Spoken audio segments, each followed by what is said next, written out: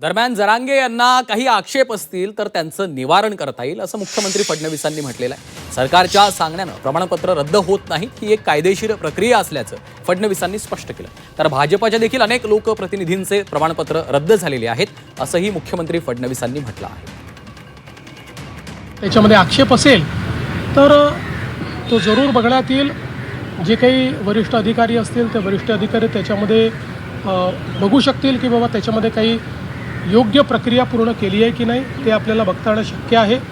याच्यामध्ये अपीलची पण तरतूद आहे, ती अपील पण करता येणं शक्य आहे। म्हणजे सांगायचं झालं तर आम्ही सत्तेत आहोत, पण भाजपच्याही अनेक नगरसेवकांचे किंवा जिल्हा परिषद सदस्यांचे त्या ठिकाणी प्रमाणपत्र हे जात पडताळणी समितीने रद्द केले आहेत। तर याच्यामध्ये कुठलाही पॉलिटिकल दखल नसतो। सुप्रीम कोर्टाच्या निर्देशाप्रमाणे ही ज्युडिशियल प्रोसेस आहे, कॉसाय ज्युडिशियल प्रोसेसमध्ये हे काम त्या ठिकाणी होत असतं।